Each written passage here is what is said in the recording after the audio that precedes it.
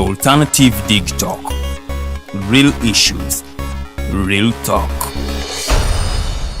Fellow citizens, following the sequence of events, Uganda seems to be at political crossroads.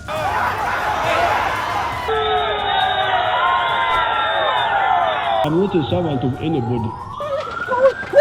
Madam, I know the law. As such, Alternative Digital brings you the Interface Show with retired Colonel Dr. Kizza Besigye. Let's keep on the same page on Alternative Digital. As he gives you the alternatives on the transition question, rule of law, human rights and freedom, youth inclusion in governance, economic stagnation, as he confirms. I'll be always here, Saturday from 10 a.m. in the morning. Be there. Don't miss the live discussion on the Alternative Uganda, Digitalk TV Facebook pages, and the Alternative Uganda YouTube channel. Migrant stakeholders run biya birimwe jemisinde zigenda okubera kusawa ekololo ku Sunday nga 2 October tudduka okusonda sente okuddaabiriza ekifo ekibudabuda bankuba kyeyo nga bakomyewo eddembe lya bannayuganda bakolebwe buvunaanyizibwa bwaffe era kitukakatako okulwanirira eddembe n'obwenkanya mu mirimu gy'abankuba kyeyo n'olwekyo weetabe mu kuddaabiriza ekifo kino ng'ogula kiti ya $2.5 okuva ku petrol station za Shell Kabalagala, Shell Lugogo, Capital, Shell Najjanankumbi, Shell Nansana, Shell Namave ne Shell Buloba. Biwagidwa Star Times, Reham, Fresh Dairy, Roofings, Housing Finance Bank, Maritime Cargo. Olwo ne bikutusibako ofisi ya President ku nsonga z'emitala w'amayanja, UERA ne Migrant Workers Voice. Nebitegekebwa Sinat Advertising.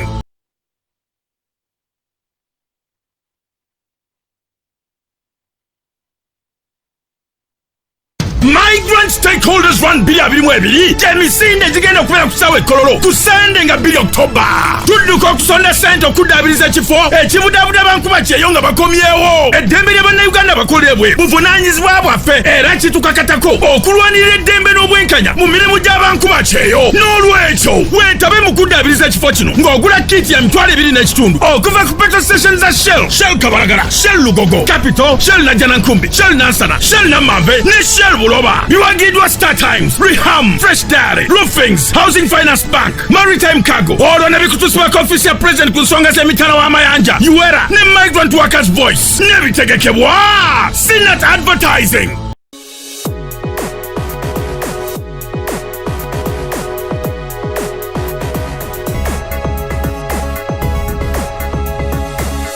The Alternative Dig Talk. Real issues, real talk.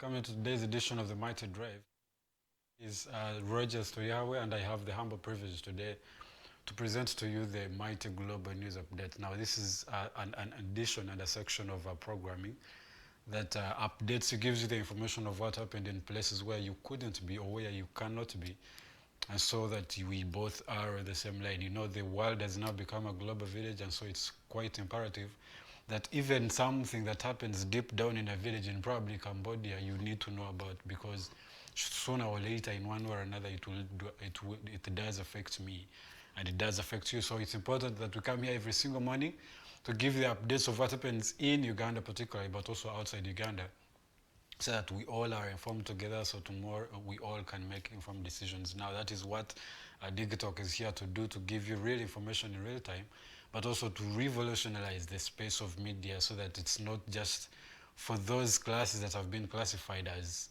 the mainstream, which mostly doesn't include young people. I am one advocate of young people, and so everything that has an element of inclusion is something that does touch and is close to my heart. So this is the day And I have the privilege this day to be the one who's driving this discussion now. I understand that every day we do have quotes. Most times we have quotes that are usually presented by my colleague Farida Bikobede.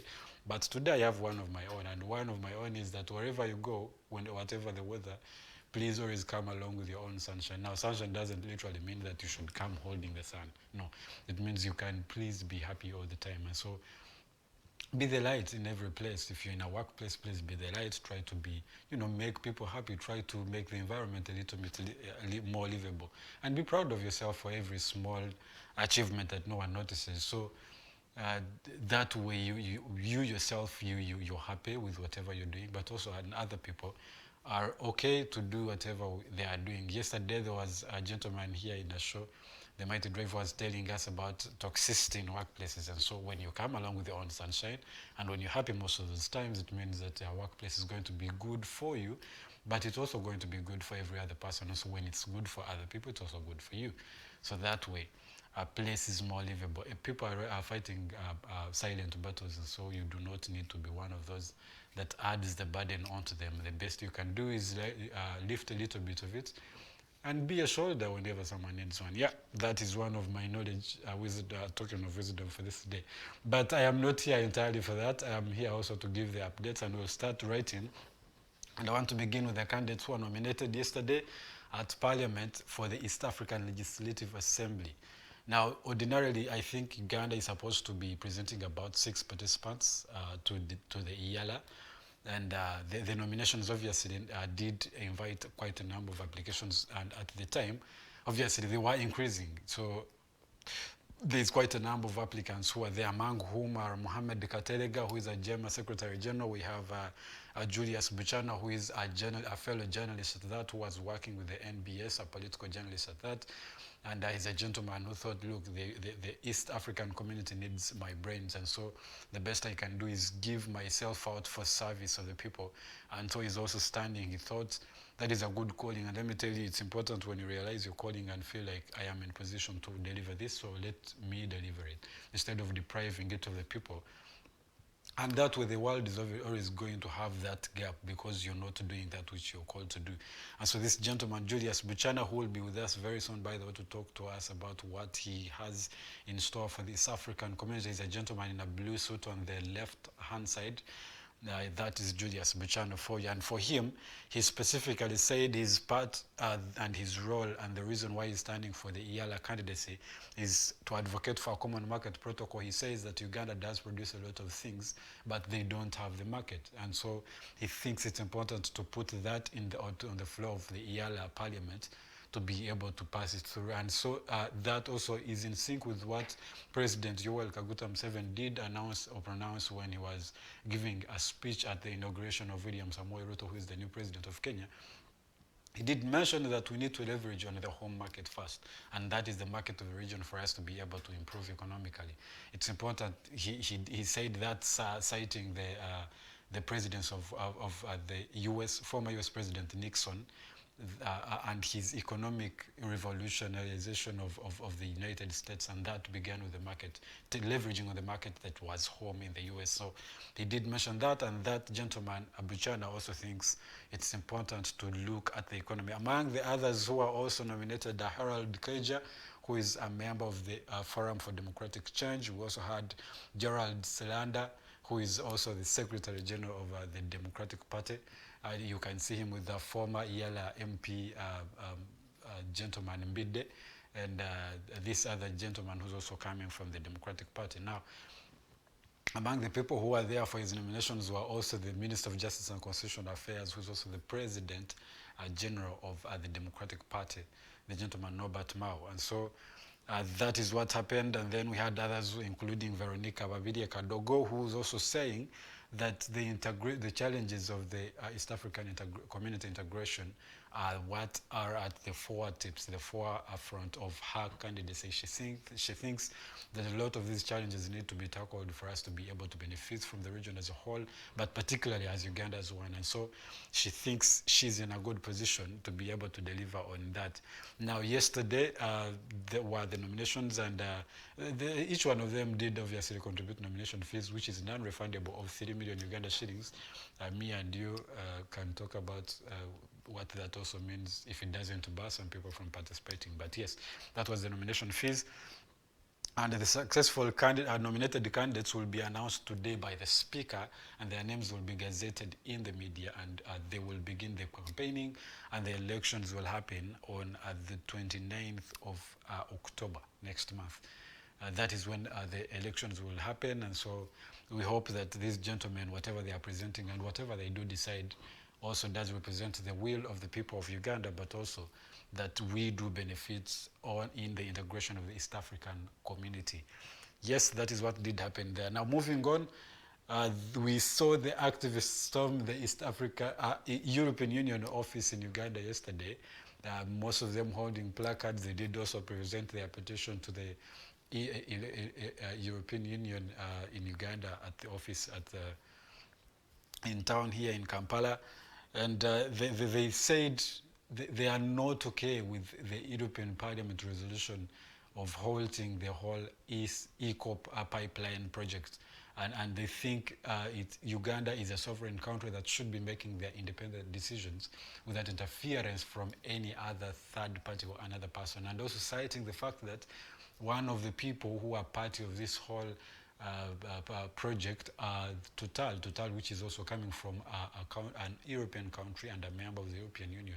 So they are saying that it shouldn't have been the same European Union whose company, one of the countries owning the company, being the one that is part of the project. And then you are being like, you are hypocritical to also come behind and say, Uganda, you need to stop doing that. And so they said a lot of them are holding placards. They did also, some of them also spoke to the media and said, you cannot be telling us what to do. We are a country that should be standing on our own now. They also reiterate what Museveni did announce before. He said about, I think a week or so ago, he said that the Total has a part. That was after obviously the EU passed their resolution. But he also mentioned that the project will go on nevertheless. Nothing is going to stop the project. And he says that if Total wishes to withdraw from it, it is okay. They can move on. He will find another person who will do the project. Either way, the project must happen. And so this also puts at the center of the discussion that has always happened of obviously the European Union was citing two things. Mostly one, that a lot of people have been displaced, and that is a human rights violation, but also the environmental effects of the whole pipeline project. And so it puts this whole discussion that has been in the press spotlight. We have a growth and national development vis-a-vis the environmental well-being, and so it's almost a discussion of which one is a lesser evil, which one should we go with. And a lot of people have had their issues. Some are saying, look, the future of our people, the future of environment is important to the money. We cannot prioritize money or profit over people. And so that way we should also leave the oil in the ground and preserve our environment. But the others are also saying that, look, the growth of the nation is very much paramount, and every other person does benefit from the proceeds of this oil. And so for the growth of our country, and also citing the fact that even the other European countries that are saying we should stop the extraction of this oil, they have reached where they are because they did leverage on the industrial revolution that did happen quite about a few centuries ago. And so they are being in position now to avoid these kind of things because they have used them before and used it as a springboard to get to where they are economically right now. And so until we are in position to do away with that, we are going to extract it. So that is the discussion that has happened. And so for a lot of people, environmentalists and also the economists, it's a heated discussion that really needs to be actually addressed. And so that is what did happen. But these particular protesters said, look, the country Uganda is a sovereign state, one that can decide what does happen in the country, and one whose resolutions should be respected. upheld. If the EU feels like they are not okay with it, well, they can swallow it, because I mean it's Uganda and it's a sovereign state.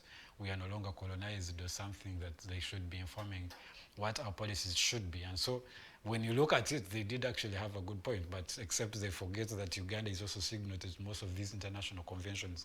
And when you're a signatory to international conventions, it means you must uphold, you must respect the positions of these conventions. Otherwise, you shouldn't have signed or ratified these conventions in the first place.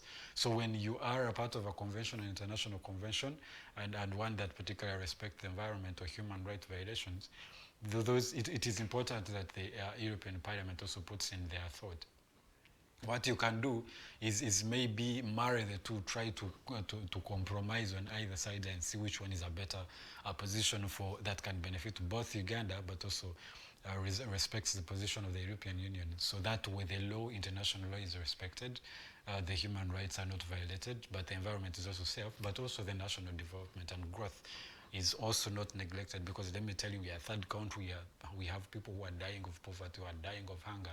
So if this money is going to help some person out there to get to put a meal on their table, at least help someone go send their children to school, I think it's also something that needs some attention and a space on the table to be discussed. So it's really a discussion that needs to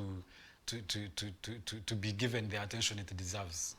And now moving on from that is the fact that Ebola, we have an Ebola outbreak. Yesterday in Mubende, one person succumbed to Ebola. Now, there had been a series of people falling sick, and people were saying they're having strange diseases, and they didn't know exactly what it is until this gentleman did pass, who is a 24 male in Mubende district, a 24-year-old male in Mubende district, that the health personnel did go there to respond and understand what exactly is this strange disease that is killing people, only to find out that it was actually Ebola. Now, the Ministry of Health in Uganda here did dispatch a team of medical professionals to go there to help in the whole surveillance and case management and follow-up, because contact management, people do contact with each other, and so and Ebola spreads from person to person mostly. So they need to track where these gentlemen, those who had fallen sick, but also the one who passed, who are the people they did interact with, what could be the society or the community that might be infected, and try to, if it is a lockdown or something like that, it does happen. And so that is what is happening in that part of Uganda. Uganda has had a number of Ebola outbreaks, 4 of them so far, and this is, I think, the 5th. The first one, the deadliest one, being the one that happened in 2000 of this past decade. And so a number of those have happened. There was another one in 2014, another one in 2017, another one in 2018, but most of those were not really fatal, just isolated cases here and there. And so the reason why it has been here on and off is because our neighbor Congo is literally where this whole thing begins. Ebola has been in the Congo for quite some time, and they did announce, I did tell you about a month ago here on this same platform, on the Mighty Global News Updates, that there are surveillance on the Uganda-Congo border, because there were suspected cases of Ebola in the DRC, and now it is here at home. So what I'm here to tell you is to be vigilant, make sure that don't overtouch services. Try to be a little bit cautious. If there are places you shouldn't be, please don't be there. And if you see any signs and symptoms from someone, try to distance or try to report to a medical professional to ascertain what exactly could be happening. Because let me tell you, you do not want to get Ebola. You do not want your loved one to get Ebola. It's a very nasty disease. And so let's try to avoid as much as possible. Let's respect the guidelines that will be given by the Ministry of Health. And we be safe, we all safe together. When you protect yourself and I protect myself, it means our loved ones will also be safe to live in the same spaces. Now, moving on from that particular, now it's at 19 minutes past 7 o'clock. You're still watching the Mighty Global News Updates. My name is Roger Studihapo, for those who have just joined. The one other is two gentlemen were sentenced yesterday to 40 years in prison for child sacrifice. Now, this did happen quite a back in 2009. These two gentlemen, Awan Paul Ngasirochi and Awari Chivumbi, were the two gentlemen who were convicted of child sacrifice. The offense was committed in 2009 in Busolo village in Kayunga district. And they were caught cutting off a throat of a 6-year-old man, one boy, it was a boy at the time, one Alan Sembatia, who is now 19 years old, by the way, and in senior one. He did survive the sacrifice, but they had cut his throat, and so his grandfather did find him fighting for his life, and he was rescued, and he brought to the hospital, and he recovered, and he's still living sound and clear right now. Now, the case had been acquitted on grounds that there was not enough evidence back in the day, but the DPP did appeal the case, and until it reached the resolution yesterday that these two particular gentlemen were sentenced to 40 years imprisonment. Now, if you're like 40 years old and they convict you to 40 years in jail, it literally means you have a life sentence. But that is what did happen, and I think it's also a call that to a lot of other people. You see, people have this weird belief that you sacrifice someone and probably get worth or something. A lot of people do actually that funny stuff. You might be there and think that is a myth. How can someone sacrifice another person for the sake of getting wealthy and all that? But it does actually happen. People do nasty stuff out there. So I think it should be a lesson that you cannot do that. And also, one gentleman did say that it was a very good breakthrough, that even if the law is delayed, justice cannot always be denied. And I hope that also does put some hope and smiles to the people, or the victims, or the relatives of this particular young man who survived a child sacrifice. Now, that is what I have for you in this edition of the Mighty Global News Updates. My name again is Roger Surihabwe, and I am humbled for the privilege to be of service to every one of you out there. Now, in the discussion today, we are going to have my two colleagues, Farida Bikowede and Lillian Luede, here with a gentleman, one who's also going to be talking about multi-party politics in Uganda and its effects on young people. Multipartyism is a very good issue. It's literally the politics of pluralism, where you have a lot of people contesting, presenting their political ideas, and having people decide which one of them has their best interests at heart and which one should be leading them. So it's a discussion that's very much paramount, and especially given the fact that it's also about young people. You understand this. It is our discussion. I can't wait to listen to. I hope to get views from this gentleman, but you should also learn a thing or two. And the reason why we have this platform is not for you to just listen to us, give you what we think, but also for you to give us what you think, so we can also learn from each other. And that is what has been the Mighty Global News Updates.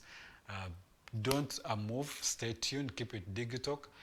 It's going to be streaming live on our social media handles, Digital TV and the Alternative Uganda, and it's going to run from this time to about 9 a.m. in the morning. And later, we are going to have a discussion with retired Justice Professor George Wilson Kanyihamba and Ndugu Norman Tumuhimbise on discussions that are really important. Most of them are legal and political in nature, and their discussions you should not miss, because those are the discussions that inform our communities. There are people who have learned, understood our evolution as a country, and their ideas are important to project us in what should be the future, or what the future should look like. And that is what you should wait for. My name again is Roger Studiabwe. Thank you for watching. Keep it digital.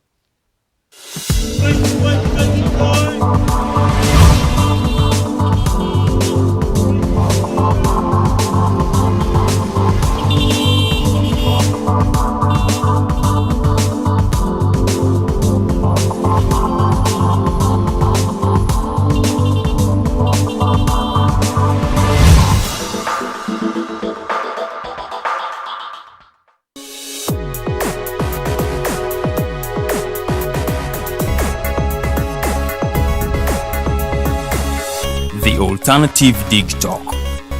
Real issues, real talk.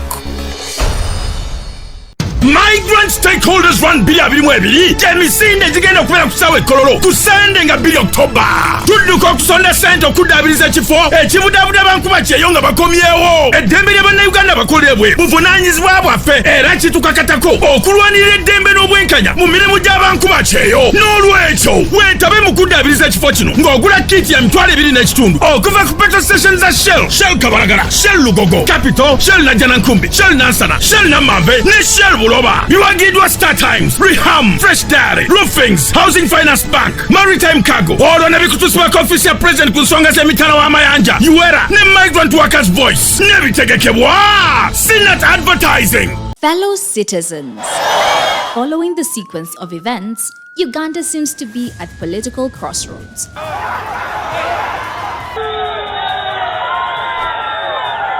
I'm not a servant of anybody. Madam, I know the law. As such, Alternative Digital brings you the Interface Show with retired Colonel Dr. Kiza Besuje. Let's keep on the same page on Alternative Digital, As he gives you the alternatives on the transition question, rule of law, human rights and freedom, youth inclusion in governance, economic stagnation, as he confirms. I'll be always here Saturday from 10 a.m. in the morning. Be there. Don't miss the live discussion on the Alternative Uganda, Digital TV Facebook pages, and the Alternative Uganda YouTube channel.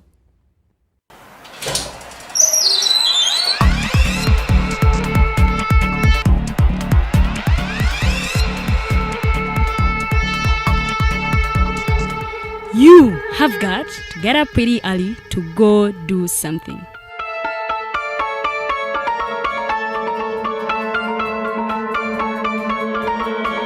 We are the Alternative Digital.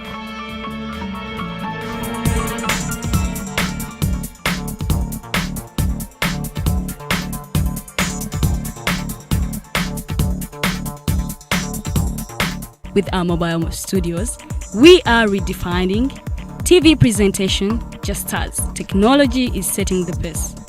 We are blending our approach with fresh, perspectively designed breakfast show, The Mighty Drive, informative and entertainment show, exclusive and live interviews.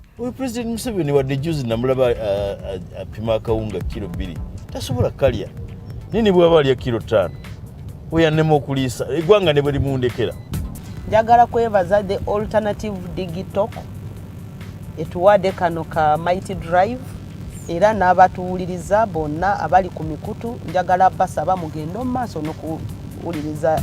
All given to you just a click away on your phone, tablet, laptop and smart TVs as we are streaming live on our social media platforms, on the road and on the go. We are the Alternative Digital. How you beautiful Ugandans, it's your girl Tenjo. Welcome to the fancy floor. Who doesn't see my hair, guys? I am super glamorous. Remember, this is the only show where we're going to be talking about fashion. Please, where are you think? Teaching. What has been confusing you about fashion? Sorry, you said I should not smile. For all the information about fashion, maintenance of body shape. I can wear bling bling when I'm going out. So you can wear bling bling going out or any occasion. We shall be doing all this in the fancy floor. Remember, it airs every Thursday right from 8:30 to 9 with your girl Teddy Tenjo. It is the fancy floor.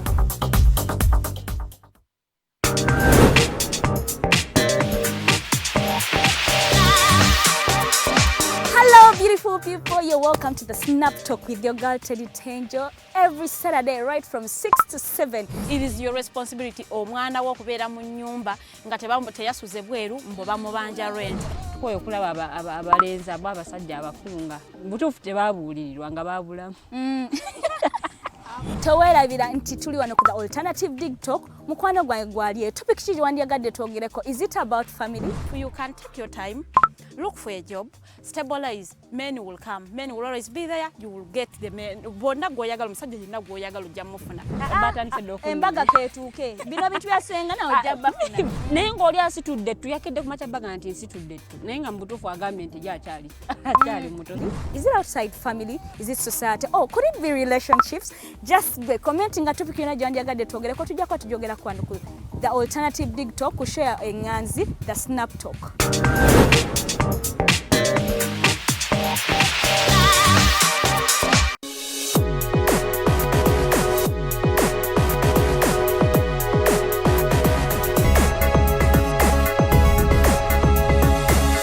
The Alternative Dig Talk.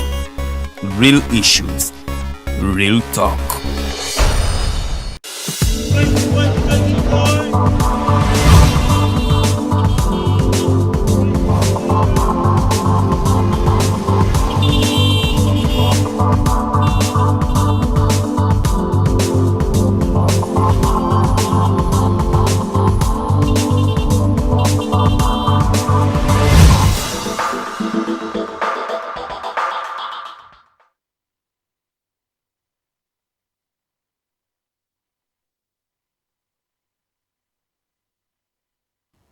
Edakiika ziri asatu ezakayita ku ssaawa. Morning, I welcome you. It is the Alternative Dig Talk. Genda ku Facebook to following it, liking and engage in the discussion. We are live. Mo comment section now. Genda tekamu ati. And as I am Farida Bikobere, I will be having a discussion with Lillian Luwede up to 9 a.m. I want to welcome you. It is the Mighty Drive. We are going to be talking youth politics and multi-party dispensation here in Uganda. The impact, the negatives and the positives. So njagala okubakubiriza mwangu mbiro discussion egenda kubanga ate ennyuma tulina wano mukulu Ismail ate ava mundowooza mu yere eri mu kibiina kya national nkuwayiriza atowayiriza tolaba munnange so ava eri mu NRM naye nga ate ayina initiative eyo gye bayita Yellow Thumb initiative twagala tugimanye ekola mugaso ki eyambye eti abavubuka ye where is it, how can someone get involved in it, eyamba waliyo any other opportunities okujjako okubeera nga nti yes a thumb and a yellow and everything so so tujja bakubiriza mujje twogere ku nsonga eza abavubuka gwe oli muvubuka jangu munange tunyumyemu olunaku olwa Sunday president yabeera wali emasinde n'agamba abavubuka banaye mwenyigire mu opportunities government zeteeseewo okuba nti ate mwejja mu kubeera nga temuli employed mufune ebintu bye mukola use the avenues that are there that the government is providing okusinga mu n'agamba nti government etuwadde mirimu yayogera lwatu n'agamba government esobola kuwa mirimu ku baana aba graduating abafuluma every year. There are a lot of people that are graduating, so the government cannot be able to provide jobs to such a number of people. So mukozese avenues eziriwo mubeere nga ate mufuna akokola okusinga munatuule waka mukuba ludo ba MP bamwe babagabira bodi za ludo simanyi oba nagwo mulimu naye njagala okubakubiriza muve mu ku betting nze ndabanga ebintu byokutala sente tukubizeemu gemu ya 10,000 yesi birungi naye nga bakubiriza bamikwano buli omu yenyigire mu kola ne bw'obanga oyina degree ne bakuwa akalimu akokkirine nga ekabaka kweka kuwa sente ogira okakola nga bw'olinda ogwa degree because degree eyo giraba tejaleeta mmere ku mmeeza ng'ogiyina mu nnyumba giteeke wali osooka wahasolinge ng'omuntu atalina degree qualifications za degree munaye zijja kusangayo omulimu ogwo gwa degree eyo gujja kusanga ng'otambuddeko okusinga ate bw'onootoole waka n'ogamba nze omulimu gwange sinze nina degree sobola genda kukola nga waitress so agenda kukola nga waiter my dear that is what is available be doing that as you wait wonofunira ogwa administrator mu office oba ogwa supervisor oba ogwa surveyor if you are qualified to do that nyaba bakubiriza ate okubajjukiza nti olunaku lwo lwakusatu ennaku z'omwezi ziri 21 bamikwano omwaka gutambudde abamu kuffe twasettinga goals twasettinga omwaka gutandika tubeera ne goals ze tusettinga ne tuwandiika how far with your goals you set you see buli lwolaba ng'osettinze goals zo naye nga mu zonna ze wasettinga toyina kyoachievinze there is a problem with you mba what you are setting you are also not serious. You cannot just live in the open. Like how? You should be setting goals for a year and you should be working to achieve 1 or 2. You cannot be living a full year without you have no set goals. You are there. Serious. But our quote of the day is, your passport to influencing others is emotional intelligence. Your passport to influencing others is emotional intelligence. Your fabric to choosing the right friends is social intelligence. Your path to creating lasting wealth is financial intelligence. And your key to identifying your future is brand intelligence. How are you building your brand? Brand is that what you want people to identify you with? So brands of Tuzimba, because that is what people identify you with. Good morning, Lillian. Good morning, Farida. Thank you so much for that quote of the day. Alhamdulillah. A very good morning, our viewers. The Mighty Drive to the Alternative Uganda Facebook page. Awamo ne Digitalk TV. Jimikutu kusobola kubanga otufonera live. Songa tene ku YouTube kwetu linyu tuli the Alternative Uganda. Somo nage gino subscribing ku YouTube channel yaffe. Onigene notification ne ka alarm button kaliko. Kusobola kubeera nga ate naawe ofuna notification buli obeera bataddeyo program ey'enjawulo. Tulina programs nyingi nnyo zotasaanidde kubeera nga ate osubwa newankubadde okubuusa amaaso. Olunaku olwaleero ensonga zetugenda okubanga tugaayagaayamu ensonga z'abavubuka, ensonga za bibiina by'ebyabufuzi, lwaki tubyetaaga, ate n'ensonga endala nyingi zetugenda okubanga ate twogerako. Ensonga zino kusinga eddala zikwata nnyo ku bavubuka awamu n'abakulembeze baffe. Tugenda kubanga ate tuzigaayagaayamu paka ssaawa 3 ez'amakya g'olunaku luno olwaleero. Mukulu Ismail era nga ye mugenyi w'olunaku luno olwaleero yamaze dda okubanga twegattako wa Yellow Thumb Initiative. Agenda kuba atubuulira Yellow Thumb kiki, biki ebikolebwa mu Yellow Thumb era initiative eno ekwatagana ku ki. Ndowooza ate saagala nandagge nnyo naye kansooke mwalirize alamuse kuba tulaba tutandikira programu yaffe ey'olwaleero mu bujjuvu. Mukulu Ismail. Yes. Bulungi nyabo. Awo katutambulira awo wennyini. Sanyuse nnyo okubeerako ku mayengo ga Digital TV era nga bahosita ababiri Farida ne Lilian bebaza omukisa gwako.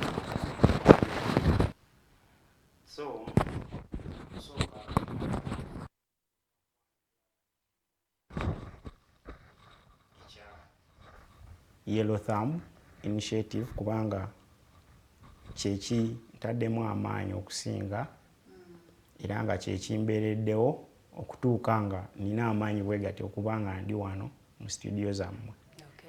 Nze mwami Kimwero Ismail, abasinga bantegeeranga Ismail kubanga libasinga okukozesa.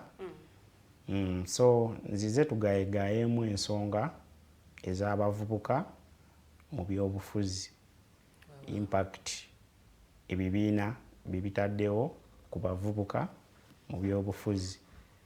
So tujja tunula ku ntandikwa engeri gye byatandikamu. Of course tugenda ku explainingamu some bit of history, then tugende nga tulabe engeri government gye badde transitinga up to the current government.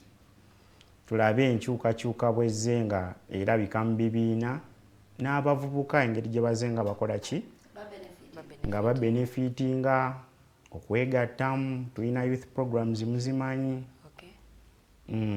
Waliwo gye bayita youth district council, ndowooza muzimanyi. So ezo abavubuka mwe basinga okukola ki okwetaba mu byobufuzi, naye nga byonna tujja byogerako era nga tutandise. Webale nnyo okubanga otwegaseko olunaku lwaleero, naye ndowooza tutandikire ku Yellow Thumb Initiative. Otugambe oli mu kibiina kya NRM. Ate tuwulira Yellow Thumb nakyo bw'obadde okinnyonnyola olaze ng'ekibiina. So kati njagala okumanya Yellow Thumb eno kibiina kya byabufuzi kiri under NRM oba nakyo kibiina kya byabufuzi ekyetongode? So Yellow Thumb Initiative kiringa kisinde naye nga si party naye nga we are under NRM cause kifocusing normally ku bavubuka. Yellow Thumb Initiative eyina branches kubanga mu face eri abantu mu Uganda kibadde tekina twala nnyo budde nti nno oba kitaddewo nnyo embeera ey'omuggundu naye nga probably we started in 2021. After the elections, before the elections? Before the election it was there but not too serious and the membership was quite low. Yeah, compared to the current recruitment. Era nebaza nnyo mwami Bazze Muhammad because tuli ba national coordinator babiri ya mu Uganda, so tutandise kitambuza mu districts ez'enjawulo era some of the people bali willing okugulawo because we are going to have coordinators on municipalities and districts. Yellow Thumb Initiative anti obuzibu bwaliwo nga omanyi partisan politics twagenda okulaba nga abavubuka abasinga babaggalirayo. Okitegera abavubuka ffe tufuna obuzibu okupenetrating into the what? Do the politics of our ideologies.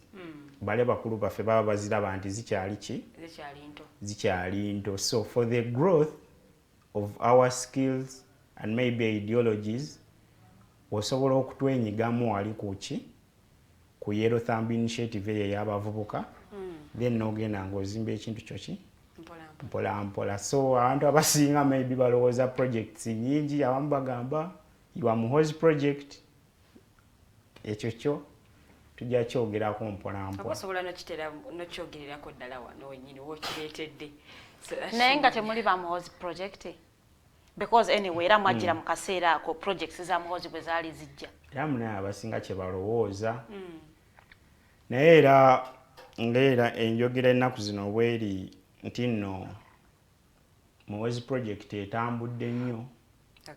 No, si enjogera eriwo kyekituufu ekiriwo kyekituufu maybe bwotyo bwekitutte naye nze kyensinga okumanya nti buli vision gye tulina efocusinga nnyo ku bavubuka ate nga mwami Muhoozi Kainerugaba awagira nnyo abavubuka. So that qualifies you to be a Muhoozi project, right? Ekyo kikyo bwakyogedde naye nga mwami Muhoozi awagira nnyo abavubuka naye me and you we need to agree nti Muhoozi okuwagira abavubuka is not a bad thing and associating with him wouldn't be a bad thing. Why wouldn't you say yes or no to you associating with him or him being part of your initiative or not? Of course somehow, this will somewhere. not somehow somewhere but you know in Uganda the only thing that is running social media, it's always Muhoozi project and NRM. And Nook not so. They're always trending. So for anything in Yellow right now, you have your vision. Baku affiliating akuchi Muhoozi project. So iranja bagamba directing of course Muhoozi ye akoze kyamaanyi nnyo ku bavubuka atuwagidde okutala agendayo associations agendayo ne mu Yellow Thumb atulabako. Kati whose idea was okutandika initiative eno? Idea yaliyo nga sole person, mwali mutudde nga group? Whose idea was it? Idea erimu wentandika okwogera ku idea ya Yellow Thumb Initiative evawala cause it's national. And somehow it's confidential, so I wouldn't, some personalities I wouldn't mention them. Okay. Mulimu abebibiina ebirala oba Yellow Thumb erikuba NRM bokka abavubuka. You must be having a thumb that is NRM, yellow. NRM ye core ya Yellow Thumb Initiative. Era oba oyagala ogiyingira olina okumanya nti oli waki.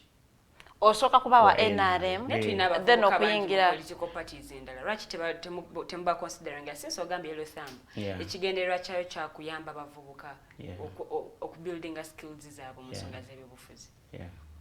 Of course we shouldn't bargain too much on the representation part, because you know we have different ambitions in life.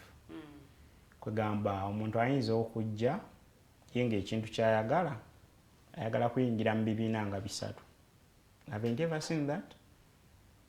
Olina abeera nga ayagala kuyingira maybe wanupu alimu FDC alimu NRM at the same time. So when time reaches aba ayagala double standards, ate ezo double standards ziba zikola ki? Ziba zonoona our goals.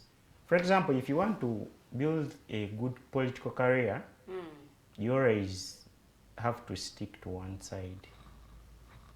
Okubanga tebakuyinaako kaki kakuku.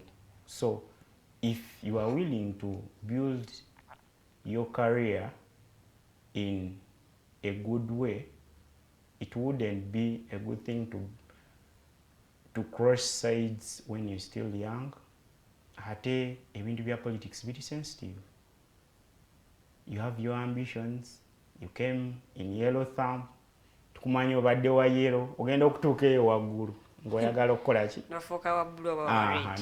N'ofuuka wa blue oba wa red. Ffe tugamba bugambi ono bulijjo naye atulimu. So nalisuubidde kye kyalibadde ekirungi nti oba oliawo omusingi gwafunye eno asobola ate okugutwala ewalala enjiri n'agibunyisa mu bavubuka. Of course, we would even be a hunting ground for other political parties, but ambition yaffe ya growing NRM to be strong and fit. Okay. Oba mweraliikirira okweraliikirira ku ebina omweraliikirira abalala bwe banaabayingiramu nti ekibiina kiyinza okugwa. Of course obululu butegekebwa buli lunaku era nituwangula with the highest percentage. So Yellow Thumb only benefiting aba youths ngaba NRM bokka. Of course. You have to have that affiliation to what? To NRM. Of course, you will not pretend. Kati omulala tugeze nga awulidde message eno gy'oyogedde olunaku lw'olwaleero nga tanayagala kwegatta ku kibiina kya NRM naye nga message ajagadde initiative eno ajagadde agikkiririzaamu okusinziira ku information gye wakatuwa n'ayagala okubeera part of the Yellow Thumb naye nga wa kibiina kira tugeze wa NUP oba wa FDC takkirizibwa. Of course abakkirizibwa naye era tuba tugenda mu there is what they call screening. Tuba tugenda mu screeninga tumbuzeeyo ebibuuzo then mubuuza ebibuuzo ebikakasa nti ebujja mu maaso olina okwegatta ku ffe. Of course. So tuba tulina omucheckinga at first tumuscreeninge bulungi tulabe oba ebiruubirirwa bye birimu n'ebyaffe, cause nga we tuli nti mu straight path right now tuba tetwagala muntu aba agenda kutuuka eri mu maaso ekintu akikole ki akiyiwe. Kati Yellow Thumb ebbanga lyebeereddewo ebiruubirirwa byammwe, what are your objectives towards the youth? Mutegeka kuyamba mutya abavubuka oba muyambye mutya abavubuka for the time you've been nga we muli awo? Of course, some of the positive attributes of Yellow Thumb initiative, we are right now working on something. It's of course a network, but we are recruiting youth who want to do something for themselves. Yeah, under a political wing of NRM. So there are many children out there or youths who have their visions and maybe they are willing to share their ideologies with us. So ffe tulinga abantu abatuusa eddoboozi lyeryo ly'oba oyagala, maybe olina ekiruubirirwa kyonna naye nga waliwo ekikituulidde, cause down there municipalities, local councils, divisions ezo eza wansi abaana gye bali nga baagala ki NRM naye nga tewali abafaako cause they are still youths. They don't have any representation on the national what? On any national activity. So twagala tubateekemu ezo activities eziri national. Of course, programs are from Mujazira and we shall be opening up branches in every district for every person that is willing to open up Yellow Thumb Initiative office. Yeah. Ate omugaso gwa youth councils gwe guliwa.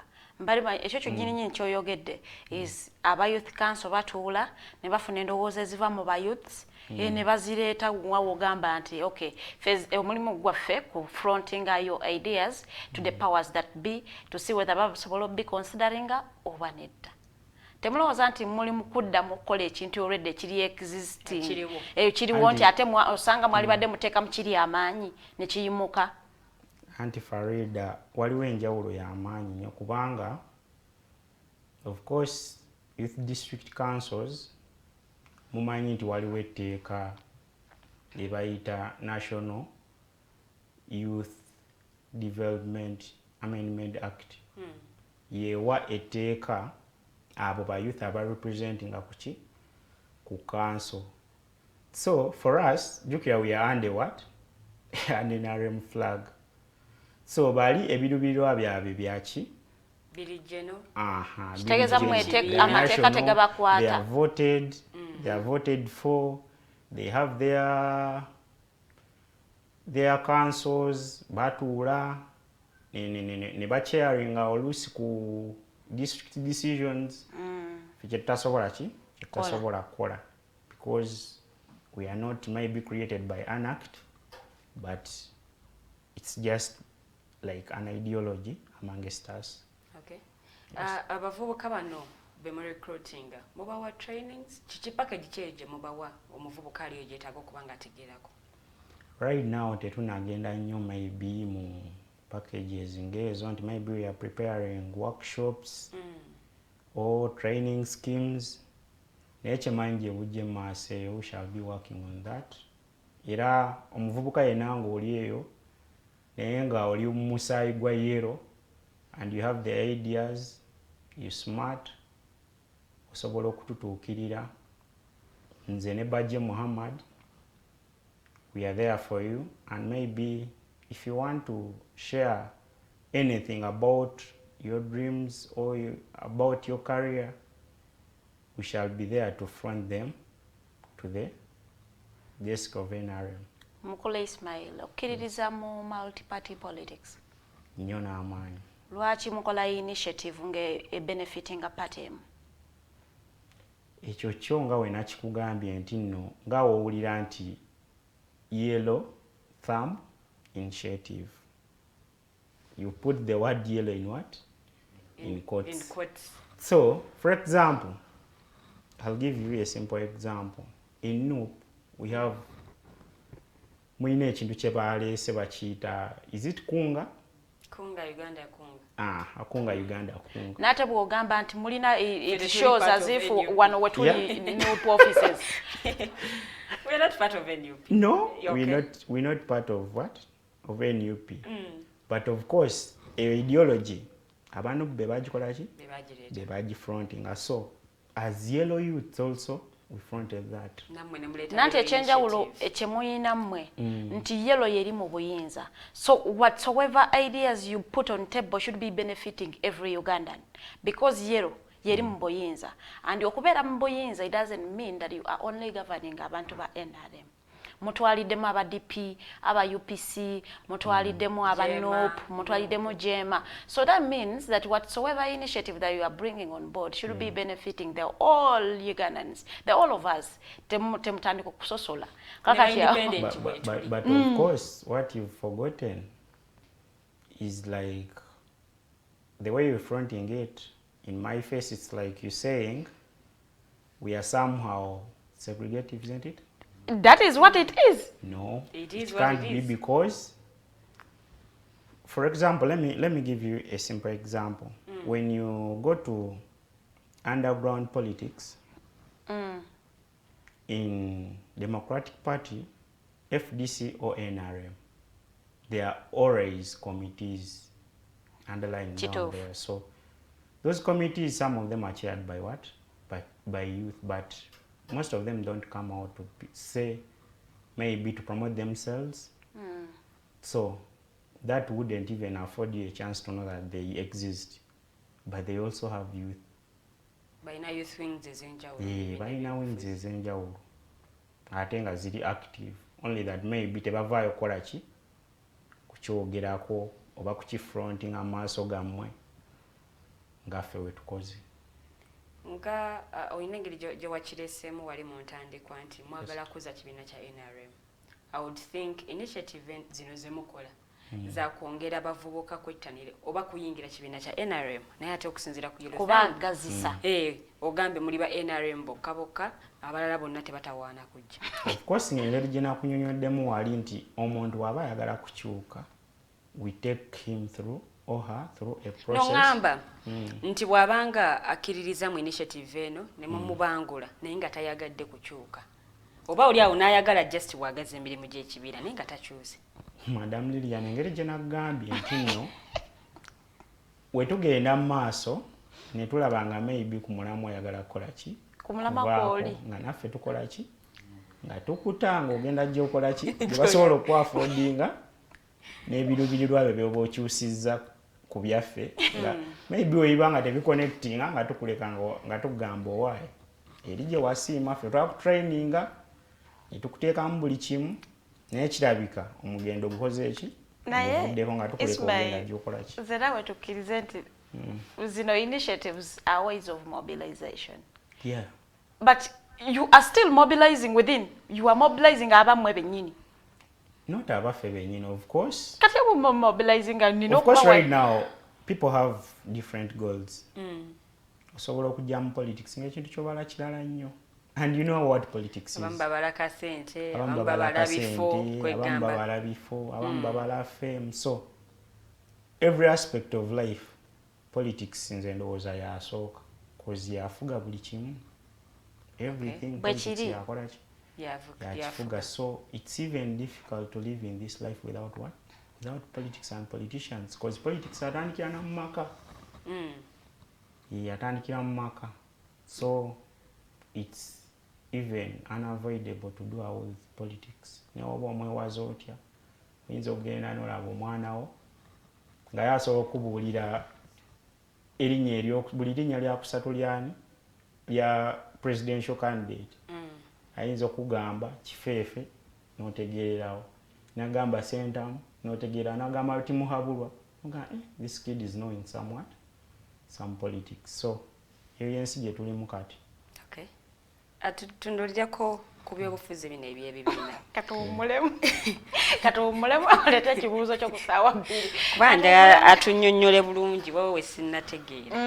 Ekibuuzo kyo kigenda kujja nga tuva mu kabreak. Tugenda mu break ati nnyo tulina omwami Kimweru Ismail avamo NRM Ateis, the coordinator Yellow Thumb Initiative. Twagala tumanye ndowooza abavubuka mutegedde olina kubeera nowa yellow soka kulayira mu kamera okuva n'olwaleero. I am a yellow person, so I am willing to benefit from the Muhoozi project in the names of Yellow Thumb Initiative.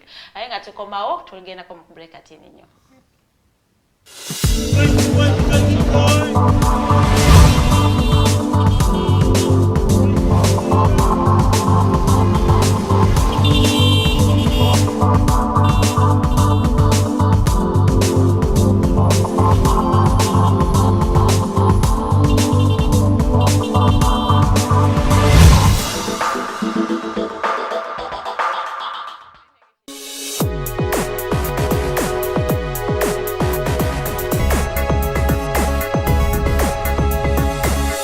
The Alternative Dig Talk.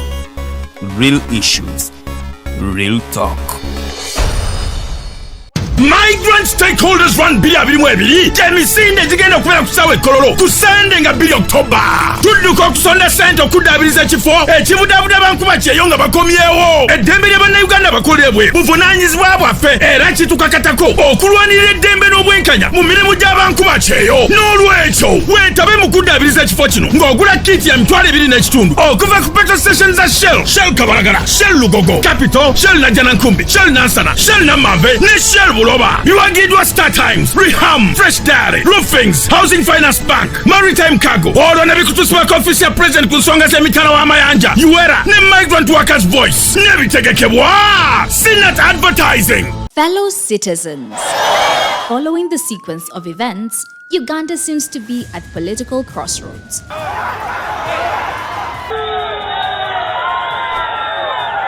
I'm not a servant of anybody.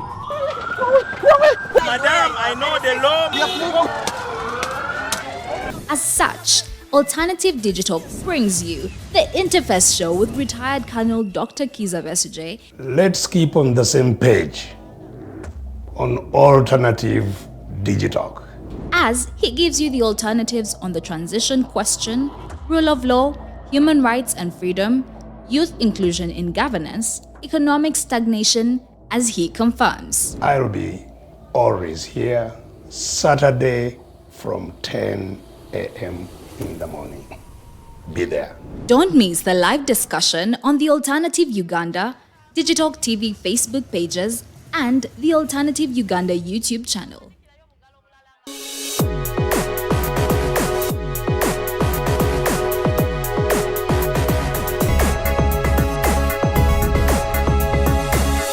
The Alternative Dig Talk. Real issues, real talk.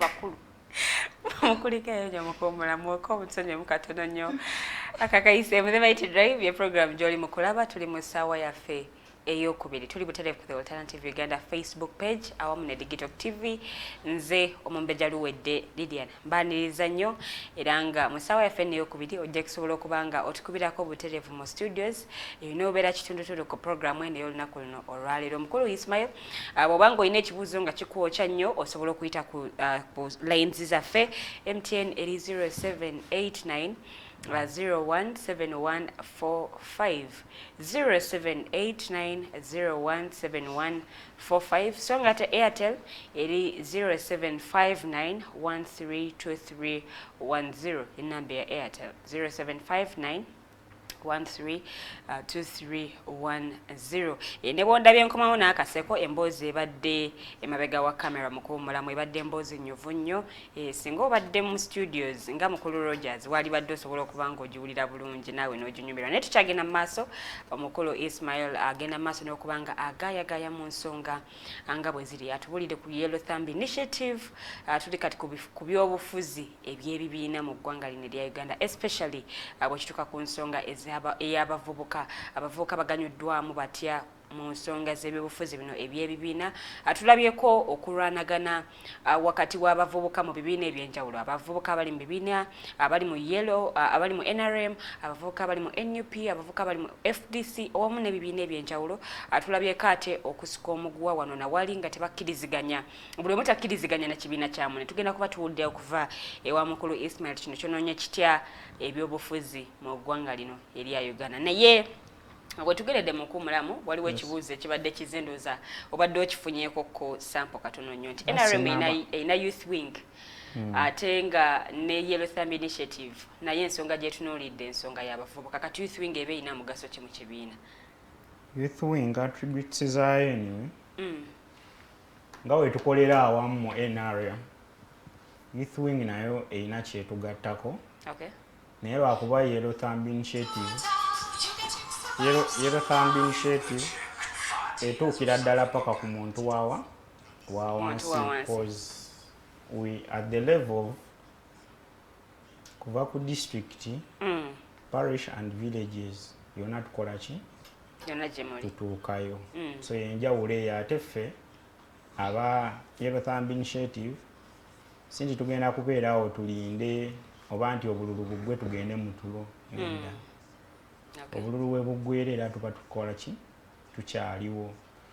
So mwalaba 2021 we yaggwa elections groups nyingi ezakola ki ezasooka ne ziwummulamu because of politics bo baawuliranga kati ba president balondeddwa ba member of parliament balondeddwa abakiise kugombolola wonna. So bo ne bakitwala nti kikoleki kiwedde.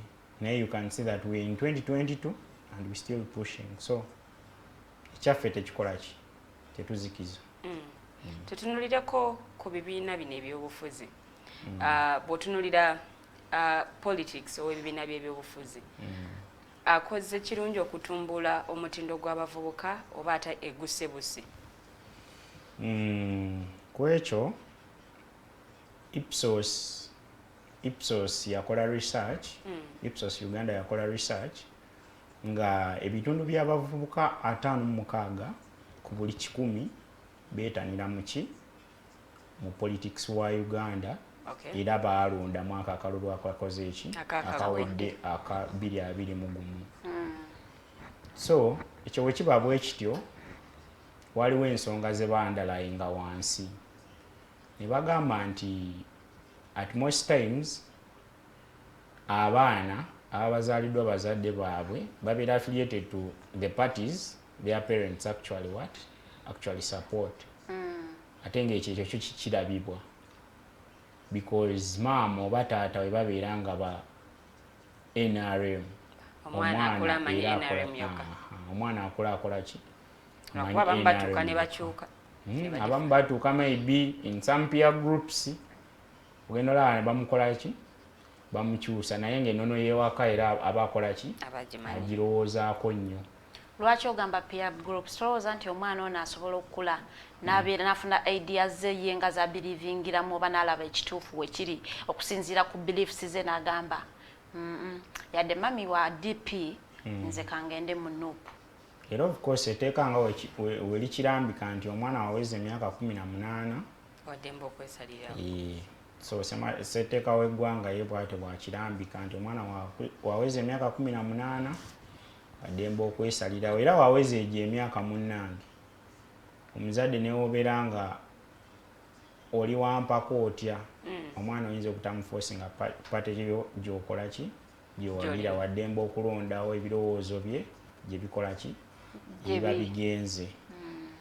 So Ipsos yatukola bulungi nnyo okukola research eyo kubanga kino ekintu kyalaga nti nno abavubuka nowadays baparticipatinga nnyo mu politics cause okubanga 56% be baali mu kalulu akaggwa abavubuka nga be baalonda.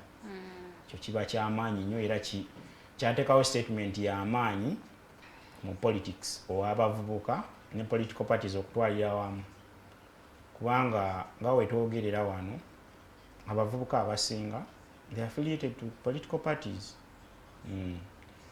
cause eteeka nga we lyajja nti NRM National Resistance Movement kuva mu 86 yali efuga Uganda on one party system paka 26.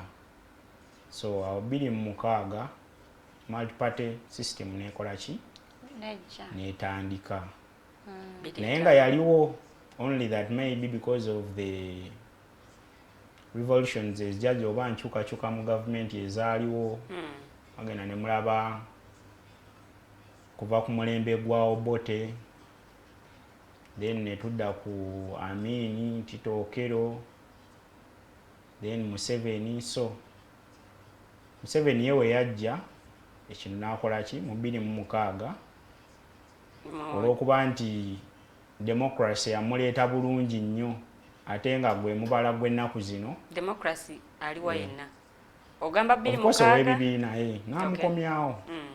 So n'awa Uganda ekuba ettuufu lye tweyagaliramu kati nti buli omu asobola olondawo pate gy'akola ki gy'ayagala naye nga luli edda nga toyogera ku multi party system wano mu Uganda. Mukulu Ismail, assalamu alaikum. Alaikum salaam wa rahmatullahi. Kirungi nnyo oli musajja mukkiriza.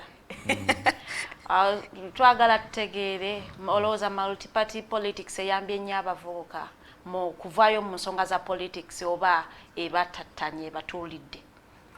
Of course eyambye nnyo. Etya? Eyambye nnyo kubanga ennaku zino buli muvubuka yekkirizaamu nti eddoboozi ye likola ki? Likola. Era mu kalulu akawedde aka 2026 2021 ekyo kintu twakiraba nnyo nga buli omu agamba genda okufuna eki? Ndagamuntu. Genda ofuna eki? Ndagamuntu. Era abantu baafuna ndagamuntu ne zikola ki? Ne zikola ekyamaanyi era ne zikola ki? Akalulu ne tukavaamu nga tukawuuse buvu. Endagamuntu zakola ki? Endagamuntu zakola ki? Bagenda abavubuka bagenda ne baregisteringa ne batuwa obululu. I love that statement. Okay. So ojjeko okulonda abavubuka baganyuddwa batya mu byobufuzi n'ebyebibiina? Of course ebyobufuzi by'ebibiina nga we nagambye nti edda baali bamanyi nti ideology z'abavubuka tezikola, baba bakyali bato, endowooza baba bakyagitwala nti ntoso. Bali abasookawo baali batubikkirira oba baali babikkirira abavubuka. Era njagala nkugambye nti no Uganda holding a record mu kubeera ne member of parliament akyasinza okubeera omuto. Kubanga mu 2012 balonda omukyala gwe bayita Priscovia Chelangati yali wa Usuku County. So yasooka ku myaka 19 yali member of parliament. Era eyo record yagina mu Africa yonna okubeera nga omukyala akyasinza okubeera omuto. Era omuvubuka akyasinza okubeera omuto okuyingira ki? Parliament.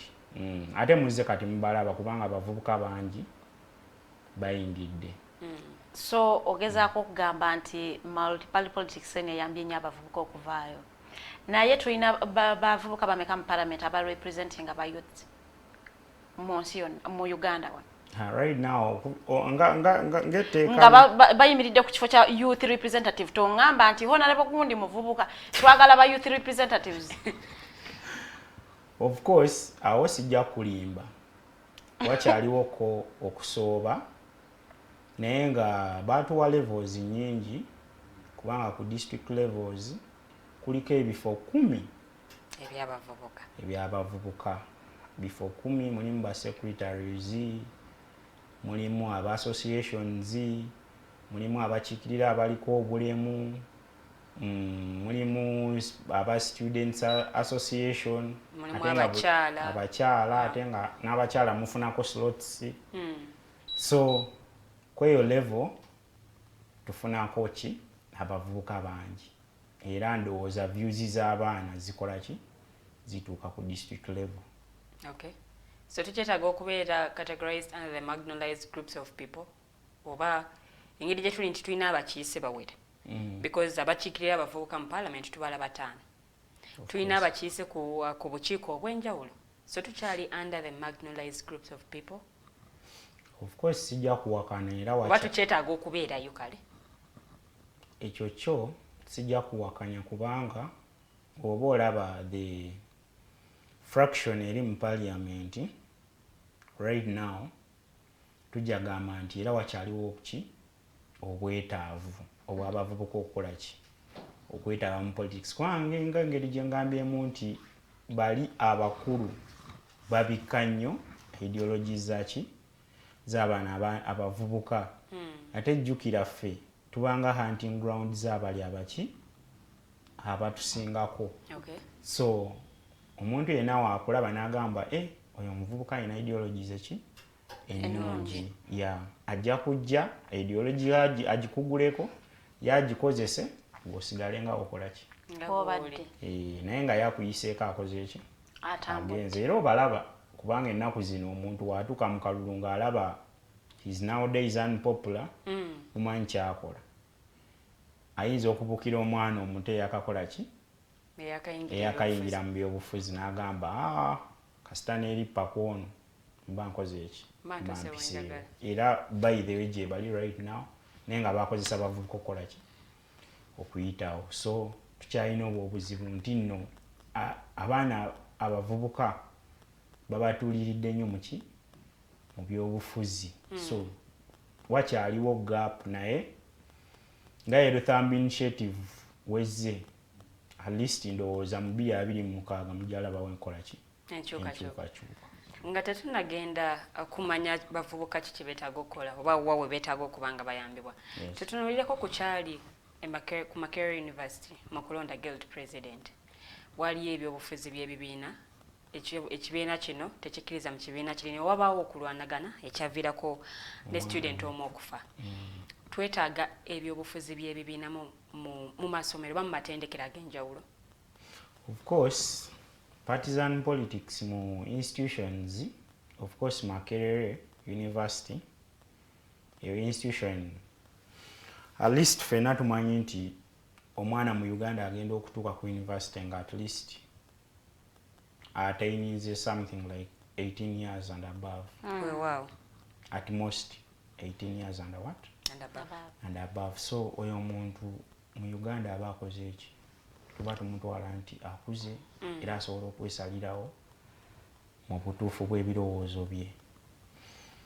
So coming on that, only that maybe abaana abato oba abavubuka bakyalinamu obuzibu obwa wanjiyite something like excitement, cause ebintu bye tulaba ku screens zaffe abaana abamu babeera ewaka ne babikola ki ne babyegomba naye nga some of the things that happen are really bad. Kubanga even though we want power or you may want to be in a certain position, naye tekikutwalira nnyo at a university level kuteekawo nsasage y'amaanyi. You're all students and you have 3 or 4 years to live. So you still have time for growth. So oyo politics aba ataliimu supervisory roles z'amaanyi nnyo akoseza nnyo abavubuka era balufiiriddemu nnyo. Era obala list y'abaana abaafiira mu byobufuzi mu 2021 mukka walaba nga abasinga percentage yaki y'abavubuka. Lwaki? Abavubuka babakozesa nga shield ennaku ezisinga. Ate only that may be nti opposition yetera okuwangula mu universities oba institutions ezo. Lwaki? Abavubuka they always have that prowess that they stand for what? For change. Kyova olaba mu levels za university tulaba nti universities zitera kulonda opposition parties. For them they stand for change and they be like our voice may be superior to other age brackets. Because if youth tulowooza we tutuuka mu myaka ng'egyo tuba tulowooza nti kati tusokola ki kusalawo oba wano tewali atukomako. So nekireetera abaana okukola decisions embi. Naye nga at university level politics teyali badde nti wa maanyi nnyo, era ndowooza universities zaali badde ziteekawo supervisory councils ne zikola ku ekyo ekizibu kubanga abaana bangi bakoze eki bafudde ate abazadde bebakola ki bebakosebwa. Ate olaba oyo omwana eyafiira awo yali acrossinze bu crossings because he was a student of UCU. Yava emukono azze kuyambako ki mukwano gwe kunoonya kalulu.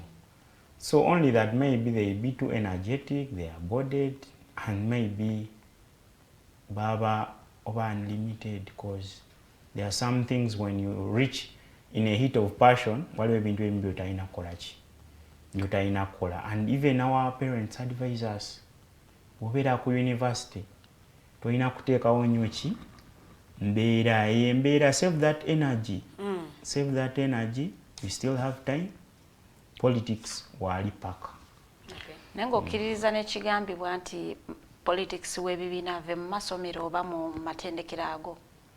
nalabye ne mu high schools kati gyebiri ne mu primary gyebiri omwana wa primary ayita ne bandi ng'asaba akalulu azini bande namba ng'omwana asaba akalulu nange ekyekintu nakiraba by the way even on primary schools omwana ne yeetimba ne bamuwa ne microphone n'akikubawo n'agamba nze ndi wa nuupu ne bamukiza n'okuba posters so partisan politics yalitandikidde by the way ku university but in secondary and primary schools kyekintu mba ndaba oba olina embeera gy'oteeka mu baana etali nnungi cause politics is a sensitive thing ffe tuyinza obutakirabira awo nti nno maybe baleaders b'amasomero bayinza obutakiraba nga kyamaanyi naye nowadays remember that social media has the trend social media gyeriko y'amaanyi nnyo nti nno omwana omuto abeera n'essimu ya maama we every time ng'alaba ki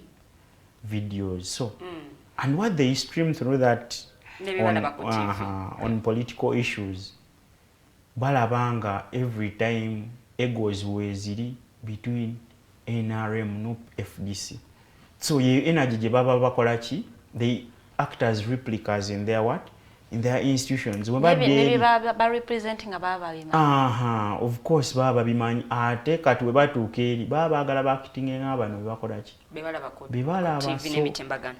Yeah, that brings njukira bwe twakubanga campaign in primary when you vote for me I will make sure you eat lunch in time as bintu bwa bityo so maybe ebisuubizo ebitakola ki ebitagenda nakulabikako.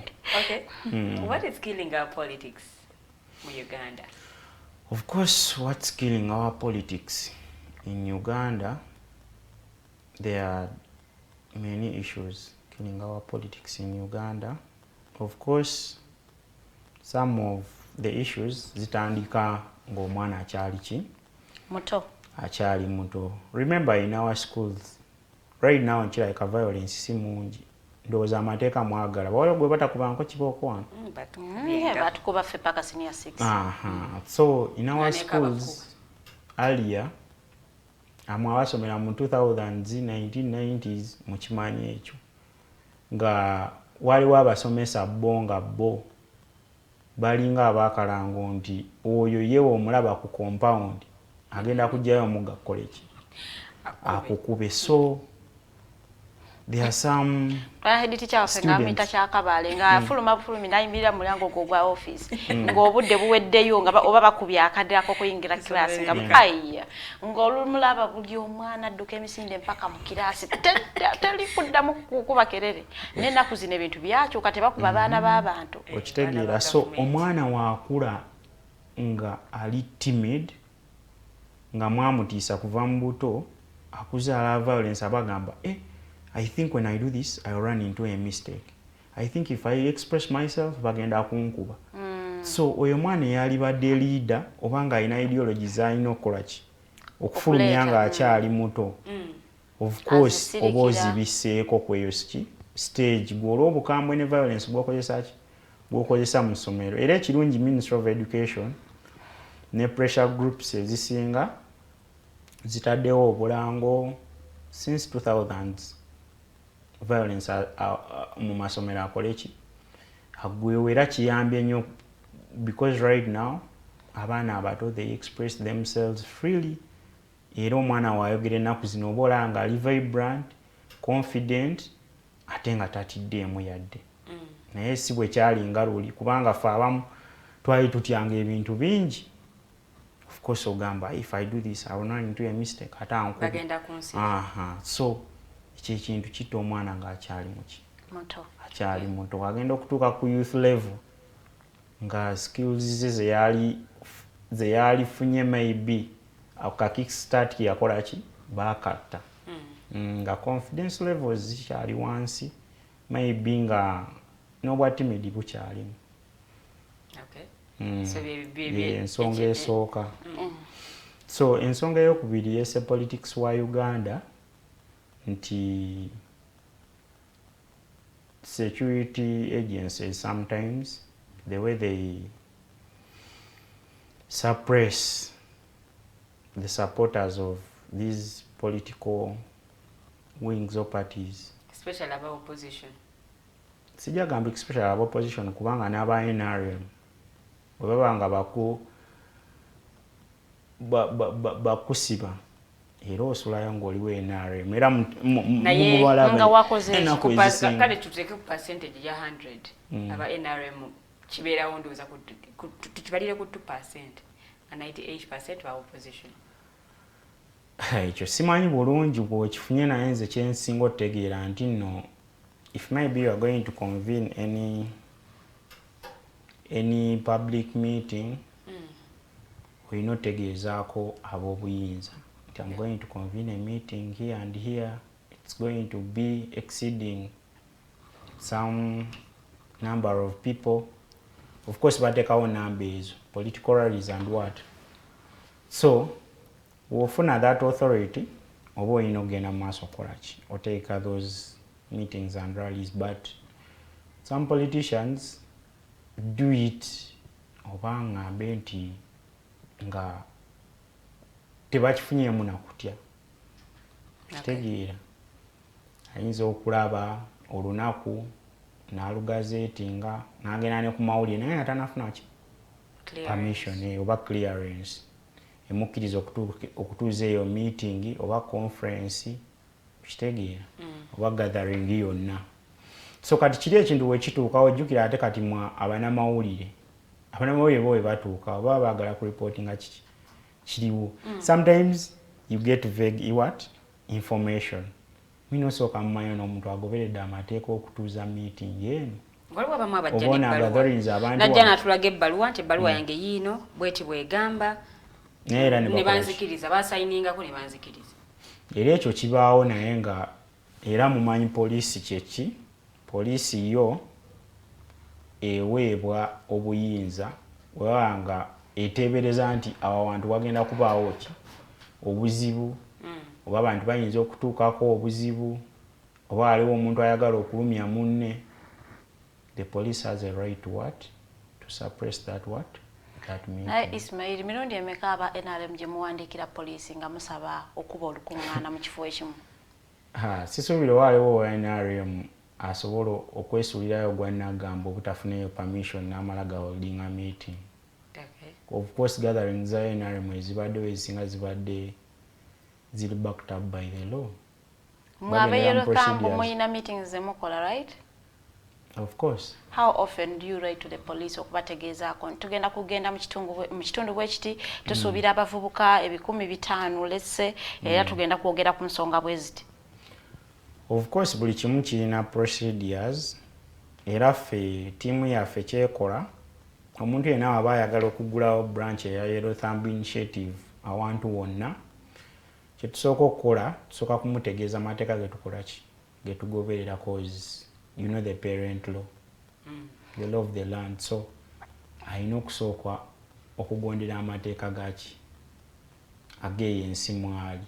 So ekyo we tukimala ne tugamba of course oyagala kuggulawo branch ogenda kuyita abantu bameka ye permission ogikoze eki, have you sold all the signatories ezikukkiriza convening that meeting. Of course yalina okwetambulira waba akikoze nga ffe tutunula mu mpapula ne tuverify ngoba signatories ntuufu cause this is gye tuba tulagamu information tuba tetugikola ki tuba tetugimanyi bulungi naye of course tumala ne tukola ki ne tuverify nga we tuverifyinga nti ono omuntu ekintu kyakoze kiri mu mateeka.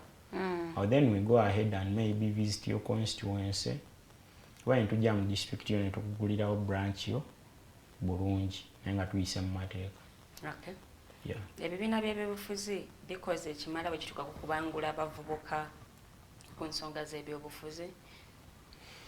Of course ku paati yaffe ffe nga aba NRM tukoze kyamaanyi nnyo okubangula abaana abavubuka mu byobufuzi kozi ffe tubagamba we tuba twawukanya endowooza ekintu ekyo kyamakulu nnyo okwawukanya ki endowooza kozi oba oyawukanya endowooza owa NUP owa FDC n'owa NRM bawukanya ki endowooza we tuba twawukanya endowooza ekyo kiba kirina okuleetera endowooza yo okukyuka nti kituufu ndowoolezamu NRM naye waliwo omuntu akola ki alowoleza mu ideas zaki za NUP oba DP oba FDC so ekyo bwe kituukawo bwe kityo we always preach peace tugamba omuntu tulinamu preaching of preachings paka wanaakola ki wanaakyuka maybe nabayinga ideas zaffe naye tetuli bantu tugenda ku social media tutandike kuwemula nedda ekyo tulikiraba ku muntu wa NRM oba twawukanye mu birowoozo oli ava eri akuwemule ng'abanaffe abamu emubalaba mu comment section awo mwana akuwemula newejjusa ogambye biina bikoze omulimu ogumala okubangula abavubuka so why are we having initiatives mu kibiina ekyo kyennyini ate waliwo youth wings of course nga wenkugambye nti nno buli omu alina omubala gwe era buli omu alina ekiruubirirwa kye muki mu byobufuzi so youth wing eyinza okuba nga erina ebiruubirirwa byayo ne goals zaayo naye ne youth initiative eyaffe namwe mulina ebiruubirirwa ebyammwe ebitafaanaganako n'ebya youth wing so nga biri somehow different naye obudde butukutte tulina questions nyingi eddakiika ndowooza nsigaziza nga 2 naye katutunuliremu ko unemployment eriwo kati mu bavubuka kusinziira nti ovudde mu NRM ate mu Yellow Thumb Initiative kale katugambe mukoledde ky'abavubuka ba Yellow kuba gumwe munaffe mukolera ba Yellow mukoledde ky'abavubuka ba Yellow okukendezaako ku unemployment rates eziri mu Uganda kaawe ekyo ekintu kyosoose okuleeta n'ogamba nti tukoledde ky'abantu ba Yellow awo oba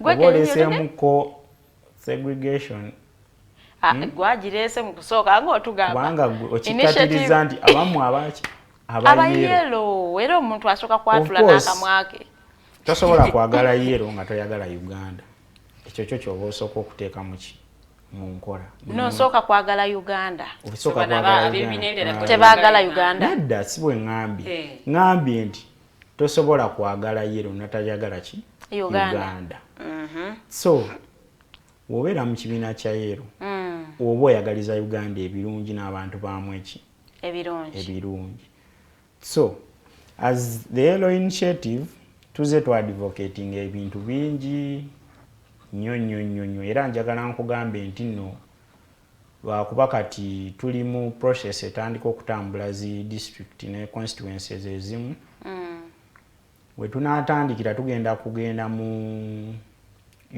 waliwo youth programs ezibeera mu bitundu so ezo ze twagala okusooka okufokasingako tulabe tuyambye batya abavubuka n'abantu ba bulijjo abalivinga mu communities how can we extend them safe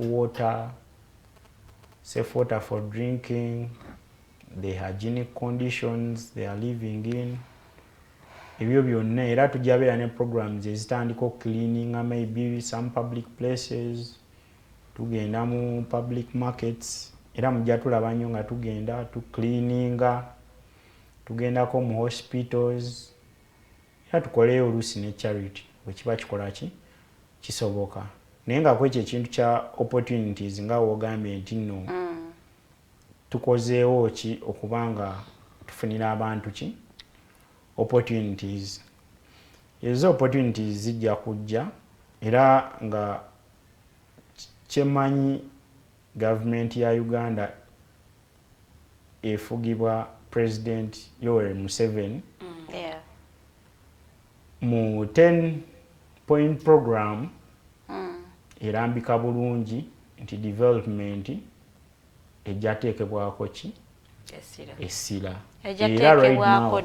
era right now nga wetwogerera tosobola agamba nti eggwanga lifaanana nga we lyali mu 86 we yalisangira of course waliwo development tosobola agamba nti n'omuntu alina kyakoze era waliwo byakoze ne byayonoonye kati bwe tutunuulira line yaffe eya 86 n'eyakakati gwe woba era gwolonda eriwo Genuine toti abantu bali kutulaba Uganda Rail Uganda Rail eya kakano sawa eno ne before kinana mukaga ne ya before kinana mukaga gwobeera gwe in your genuine only that maybe abantu abasinga tebafocusinga nnyo naye kuki. You've ever heard about the standard gauge rail? So mu myaka egitali gyawala nnyo, that rail is going to be elevated to an electric what? Train station. Kyekireetedde eri okugijawo olabanga maybe developments tezanguye, there is something taking place. Of course Kenya ne Tanzania baamala ezaayo naye era Uganda yekolaki yebulayo, era railway station mujja giraba eri electric ngezze mu 2027 program yonna wenajjira it will take effect.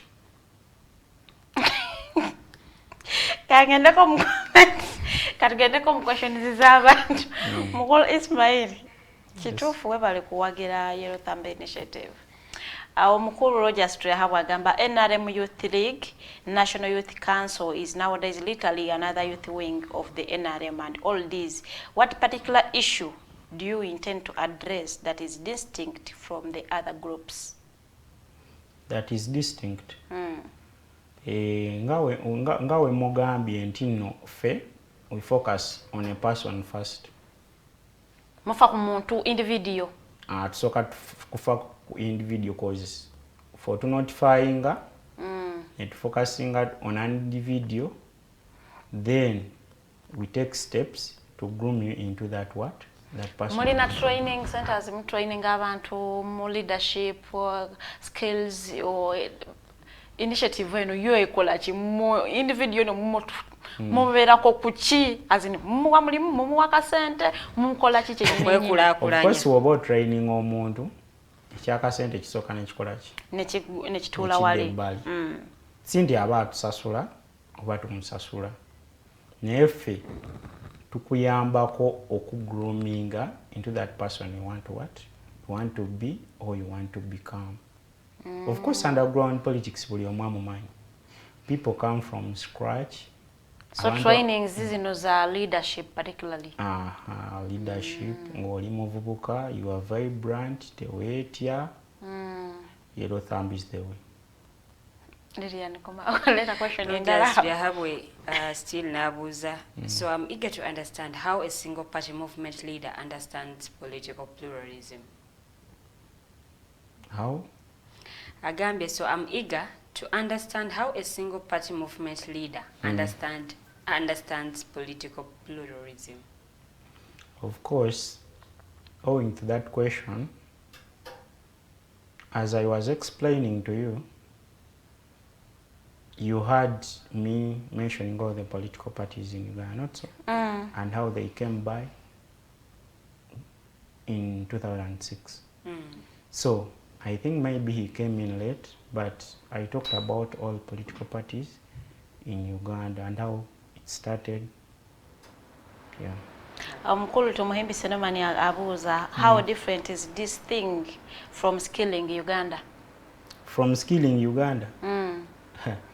It's totally different because skilling Uganda, I've not had a chance maybe of hearing about that skilling Uganda, and I don't know maybe what they do, but if maybe I get some time, I'm going to learn about what they do.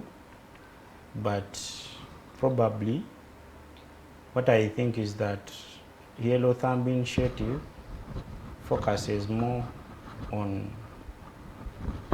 politics and benchmarking the NRM party. Okay.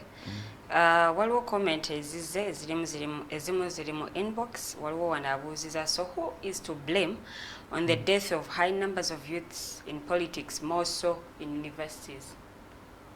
In universities? Ani anenyeze? Of course, njogedde nnyo ku conduct y'abaana nempa ne resolution nti no maybe it is the students to blame. Not entirely, but I talked about that thing of making some committees or councils at the university that supervise what? These elections of university and maybe secondary schools like that. Nolowooza twaleetaze abantu ba police mu ma universities nga ba stage nz'omwo. Police? Kati naku zino n'amagye tugalaba. Amagye tugalaba e Makerere mayitirivu. Of course, Makerere University, it's full of adults. But universities are full of adults. Of course. But there are some conditions that come in, or there are some situations that only police can manage. Like which situations? Situations in Zobao. For example, in our experience, as we're not trained to be policemen. Yes. And remember, when they are campaigning in these universities, they are always in crowds, they are always walking. Actually, they even walk out of what? Out of university, campaigning for their what? For their candidates. So, it's only the skill of maybe a qualified policeman or police personnel to know that, hey, this crowd, I think there are too many to be here. Maybe this politician can move like this, but cannot do this. So I think that right is reserved, or that duty is reserved to only what? The Ugandan police. Twalaba police e Makerere. Anyway, Makerere waliyo ne police station mu university. Waliyo Makerere police station. So, but that aside, twalaba banamagye nga bayingira hostels z'abaana, nga bakuba abaana mbisira bya campaign. We all see these things. Twagala comment yo ku neeyisa y'abannamagye mu universities zino. Was it that called for? Twalaba omwana omuleme yali alajada. A disabled man. Nga bamukuba kibooko kiro budde kiro. As in mujjeko amataala, you are punishing. That is violence. Gyoyogeddeko nti tasaana kubeera mu institutions. Kati ate abaali badde bagikendeeza be bali mu kugikumamu omuliro. Of course, nga we nkugambye nti there are some situations where even the law pertains police to use some reasonable force when carrying out its operations. So operation necessary. Force.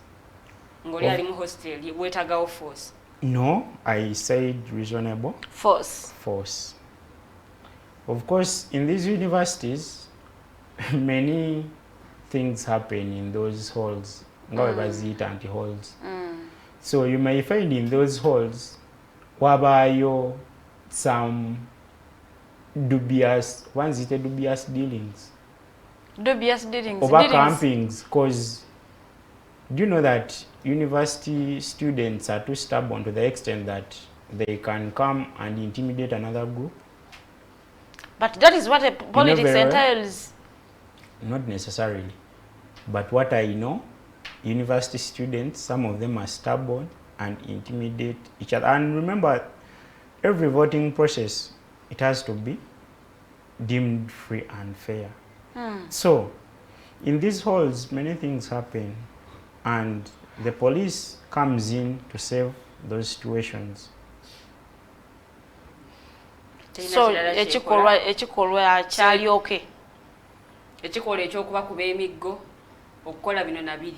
It wasn't entirely okay, but I said it was partially fine. I never said it was partially fine. I just say that but when you say it wasn't entirely, in executing duties of the police, the police is granted the powers to use reasonable force in curbing down some situations. Okay. Waliwo comment erendaleze egamba kisa kya Mukama yakunamira Obuganda ate nga wa NRM. Lwaki olimba nti temuwemula? Gamba kisa kyani? Kisa kya Mukama yakunamira Obuganda ate nga wa NRM. So lwaki olimba mu temuwemula? Of course, an action and words are different. Nze comment gye nayogeddeko nagambye nti omwana akola ki akuwemula mu comment what? mu comment section kati esimanyi bwe yakola act kino kyali kikolwa then simanyi oba yali awemula niye yakola kikola teyayogera sikyo yakola kikolwa n'ayongerezaako n'oku naye ate ayogedde akoze ekikolwa asinga ayogedde kuba yakola ekikolwa n'okwogera n'ayogera of course olaba ekyo ekintu oyinza okubeera awo naye nga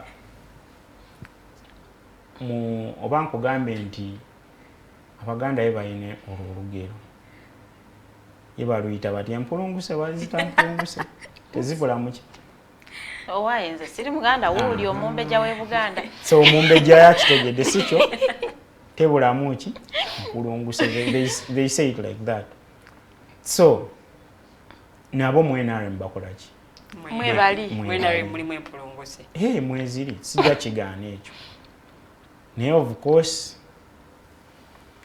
kyemanyi bajja kutereera mpola mpola nga Yellow Thumb Initiative weze comment y'omukulomba ntumembisa agamba I wish you could equally tell the same youth you are confusing that it's NRM that causes their suffering otherwise onyumirwe talk eryo NRM yajja kusanyaawo na kuzikiriza Uganda bwagambye bwawandiise bwatyo bwawandiise mbwe NRM ezokozekola yajja kukusanyaawo na kuzikiriza eyo nga ate obusungu akozeseza bulungi era kyensaba abali mu comment section banaye twefuge buli omu alina obusungu bwe buli omu alina emotions buli omu alina interests ze naye maybe twefuge kyensaba kyokka kubanga mu skills ze basinga okusomesa mu byobufuzi obusungu olina okukola ki okubufuga naye nga tumaliriza NRM ng'ekibiina oza kiyambye kitya abavubuka mu nnaku zino nti okay katugambe yes NRM erese projects zizino bweti ne bweti kubanga n'emyoga gye bagamba mugigenda ku benefit ng'emyoga abantu nga balidde sente z'emyoga bagamba bafuna miliyoni meka abana bafuna miliyoni 6 that we have evidence because we do our research mujjukirako government we yali ereeta NADS program abantu basooka ne bagizalawa nekola naye obuzibu bwe buli nti maybe we barecruitinga abantu ba bulijjo kirabika bo beesulirayo gwa naggamba naye agamba nti no zino programs oba lwakuba nti gavumenti ya wakati yezikoze eki yezireese lunakola kino ne kino tebakola eki tebakikwateko era njagala nkubuulire nti nno waliwo sente ezibanga ezituuka ku districts oba mu local councils naye ezo sente we ziba tezikoze bulungi nowadays abafuzi bangi basibiddwa era ekyo ekintu mukirabye bulungi mu wiiki ezo eziyise kyemanyi mu mawulire mutandise okubiraba cause munadzi obuzibu obwaliwo nti nno the government was reluctant ate yabeesiga ate ne bayiwamu funds nyingi naye after that his excellency Yoweri Museveni n'akiraba nga kyaleka okurecruiting abantu ba bulijjo balinamu ki okusooba balinamu n'ekyejo so n'asalawo skimu agikwasa abaki abanamagye kubanga omunamagye ye akola kintu nga bwe kirina kubeera ate kino ekintu mukirabe bulungi nti abanamagye bwe babakwasa ekintu always they are positive results era nsaba nnyo abantu abali mu fisheries abantu maybe abavubi obanga gwe you trade in fish nowadays bagamba banyigiriziddwa nnyo amagye naye mujjukire bulungi Uganda embeera gy'ebaddemu nga obwennyanja obuto buli ku market ng'omuntu tasobola kulya kyennyanja n'awulira nti akoze eki nti alidde ekyennyanja naye nowadays omuntu woli ekyennyanja era Farida kyemmanyi wogendako mu restaurant yonna n'oli ekyennyanja kati okiwulira nti kyekyo si kyo kituufu so ndowooza maybe when we leave some projects to be run by these civil servants bo beesuulirayo gwaki gwanagamba naye ebitongole bya gavumenti bateekemu magye si kyeŋŋamba naye sometimes they are slow, sometimes they are corrupt, they have those corruption tendencies naye tuze tulaba nti nno when His Excellency deploys the army wabeerayo results ate ez'enjawulo ziba positive nnyo. So ekitegeeza ogamba nti zino programs za gavumenti ezibadde nga teziyitamu is because babadde nga baziwa abantu abatali batendeke aba abatali bakugu oba abantu ba bulijjo bonna be bawa abatendeke naye si bannamagye nanti naye muwulira engeri gye mukireetamu munyigiriza kyamagye ate nga si kyembala nze mbawadde example ndi nno edda by the anti-corruption unit nowadays ndowooze ekutenya abantu b'essente ezo z'oyogeddeko si kyo togiraba nti eri active tulina office ya IGG, tulina anti-corruption unit, tulina anti-corruption court, naye era tukyalina corruption scandals mu Uganda. Abo bonna they are financial watchdogs of the what? Of the government. Right now omuntu n'alya ssente za government. Simanyi waagenda kuyita. Waliwo yazirya ne bamuwa ne ministry. N'abagana naliddeko zino kati nkomezaawo zino mu nsonyiwe ne bamuwa ministry. Kati olowooza corruption enagwa mu Uganda?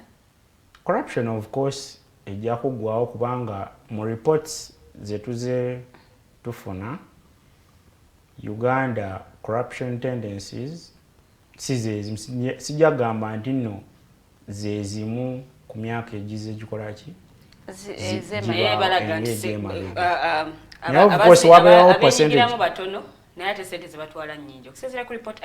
of course nezedda zaalinga nnyingi nezedda zaalinga nnyingi naye ng'egenda kuggwawo corruption agenda kuggwawo atya of course corruption era agwawo mu ngeri ya kangambe recruitment because there are many public servants who have been laid off over corruption tendencies abamu balaba bakyali mu kkomera so right now we're recruiting nolaga any corruption tendency yonna oba misuse of office public funds oba you divert any resource of the government for your own benefit era nkiwa bakukwatako ng'amateeka wegakola ki bwegalagira ennaku zino at least tufunyewo enkyukakyuka weewaawo luli watuwadde biki ebisa ebyobufuzi mu Uganda so twagala otuwe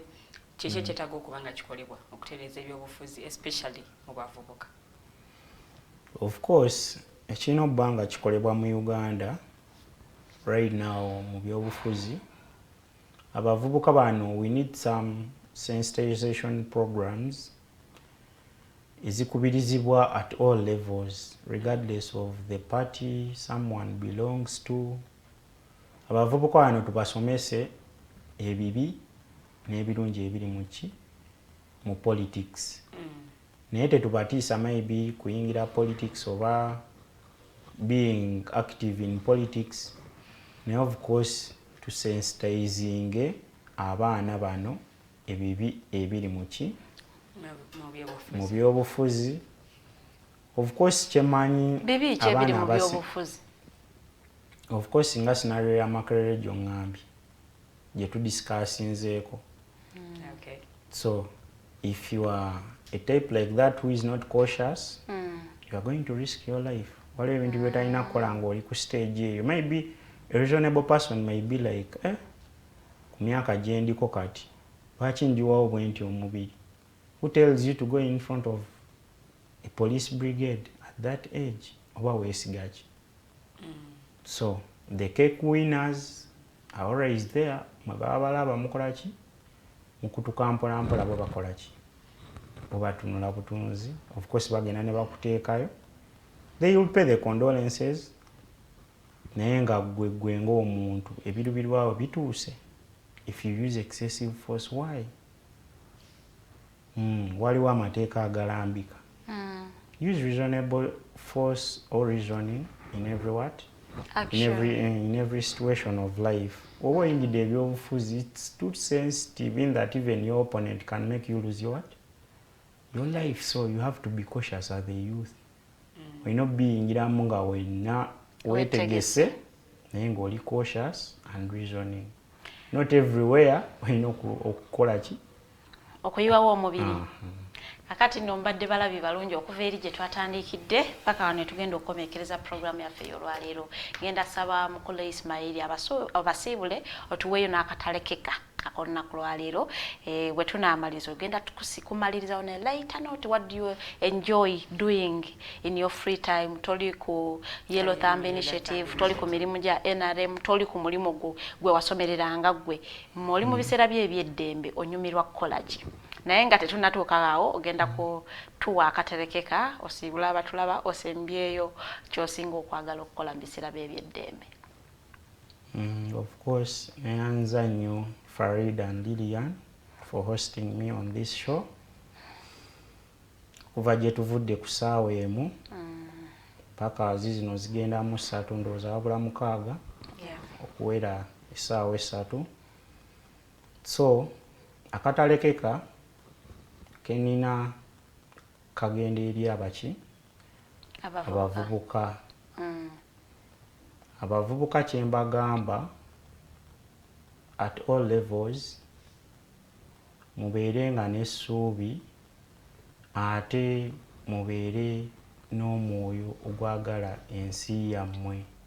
Buli kimu ky'okola sooka okulembeza ki? Ensi yo. Buli kimu ky'olowooza sooka okulembeza ensi yo. Buli aspect of life gy'olimu sooka olowooze ku nsi yo nti kino kye ngenda okukola ngenda kikola naye impact gye ngenda okuteekawo ku nsi yange. So ekyo kijja kukyusa mu daily life olabe nga obulamu bwo buli somehow positive. Don't already think negative. Okay.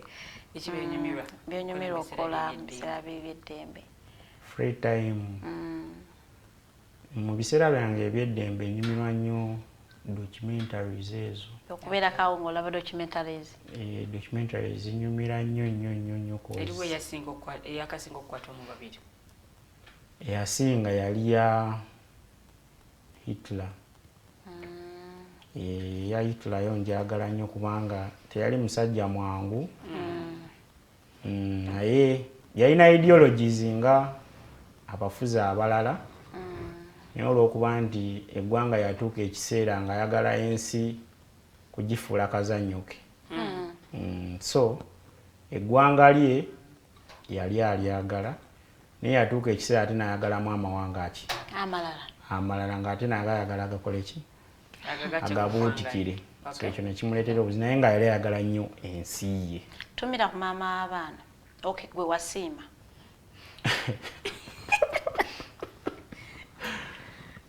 Ekyo nga kibadde kyekango ky'amaanyi nnyo. Ekyo mbadde sikimanyi nti ku sheeno yakyo kibeerako. Gwe tumirako. Naye anyway yayiwa maama wange anzaala. Mama Joel ankutumidde ne Haji Walgambire Umar ne family yonna eya Walgambire Umar mwenna mbatumiddeko n'ababaddeko mwenna mwebale kumpa budde bwammwe. N'omwagala wange ng'ono bwagambye gy'oli weemanyi beera bulungi. Weewaawo mwebale kutulaba bamikwano. It has been the Mighty Drive tubadde ate twogera ku nsonga z'abavubuka nga twagala okumanya munnange omuvubuka okoze eki munnaye okwejja mu mbeera gy'olimu. Mwenyigire mu initiatives zino ezibeera zize osanga munnaye oyinza okufunamu ate tunaagamba ki naye akasinze okunkwata nze ng'omu agaya naye tukendeeza obusungu tulina bungi bantu mwe mukendeeza obusungu mu bikolwa ne mu njogera.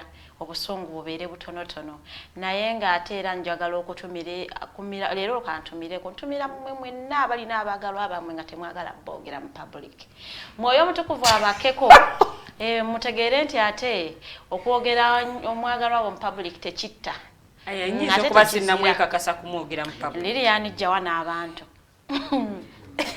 Mama Faride kikyayogedde oba tonamwanja ne bwe mba sinnakuwekakasa gonjogerako ddi bw'obeera n'emikwano gye wamma katubeere nga tuwunzika olunaku olwaleero tusinkana olunaku olwekya temwerabira Professor George Wilson Kanyehamba agenda kubeerawo wano ku Mighty Drive Extra zigenda kubeera ssaawa 5 ez'amakya g'olunaku luno olwaleero tumusubwa ensonga zagenda okwogera ku nsonga za muguno nsonga za bail n'ebirala bingi nnyo ebigwa mu kkowo eryo tosaanidde kubeera ng'ate obisubwa omukulu Nomantu Muhimbise ajja kubeera ng'ate mukutuusa ku lunaku olwekya Mighty Drive ejja kubeerawo ate ne diaspora link ko Friday programs zijja sigala nga zigenda maaso Mighty Drive ne Voltage Romukaaga interface ku ssaawa nyezo okumata ne retired Colonel Dr. Kiza Besige ne Snaptalk olweggulo ate wiki tugiddemu olunaku olw'Emmande mbeere bulungi mwedaba